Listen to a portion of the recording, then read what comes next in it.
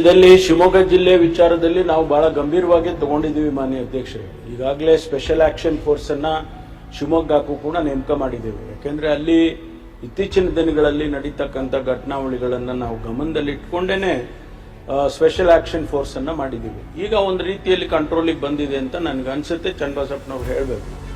ಮಾನ್ಯ ಅರಗ ಜ್ಞಾನೇಂದ್ರ ಅವರು ಗೃಹ ಮಂತ್ರಿಗಳಾಗಿದ್ದವರು.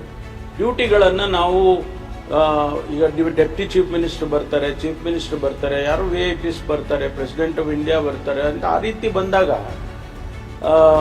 ನಾವು ಡಿಪ್ಲಾಯ್ ಮಾಡೋದಿಲ್ವಾ ಬೇರೆ ಬೇರೆ ಕಡೆ, ಅದು ಟೆಂಪರರಿ ಅಷ್ಟೇ. ಆದರೆ ಯಾವುದೇ ಡ್ಯೂಟಿ ಕೂಡ ತೊಂದರೆ ಆಗದ ರೀತಿಯಲ್ಲಿ ಡಿಪ್ಲಾಯ್ ಮಾಡ್ತಾರೆ. ಈಗ ವಿಧಾನಸೌಧಕ್ಕೆ ಈಗ ಎಲ್ಲ ಕಡೆಯಿಂದ ಇಡೀ ರಾಜ್ಯದಿಂದ ಬಂದಿದ್ದಾರೆ. ಅದು ಟೆಂಪರರಿಯಾಗಿ ಅವರು ಮಾಡ್ಕೊಂಡಿರ್ತಾರೆ. ಆ ಬಗ್ಗೆ ಏನು ಕೂಡ ತೊಂದರೆ ಆಗದಾಗ ನೋಡ್ಕೊಳ್ಳೋ ಜವಾಬ್ದಾರಿ ಕೂಡ ಪೊಲೀಸ್ನವ್ರಿಗೆ ಇರುತ್ತೆ. ಹಾಗಾಗಿ ಆ ಟೆಂಪರರಿ ಇದನ್ನ ಮಾಡಲೇಬೇಕಾದಂಥದ್ದು. ಎಕ್ಸ್ಟ್ರಾ ಫೋರ್ಸ್ ಅಂತ ಅದಕ್ಕಾಗಿ ನಾವು ಇಟ್ಕೊಳ್ಳೋಕ್ಕಾಗುತ್ತೆ, ತಮಗೂ ಗೊತ್ತಿದೆ. ಅದರಿಂದ ಆ ಕೆಲಸ ಮಾಡಲೇಬೇಕಾಗ್ತದೆ ಮಾನ್ಯ ಅಧ್ಯಕ್ಷರು.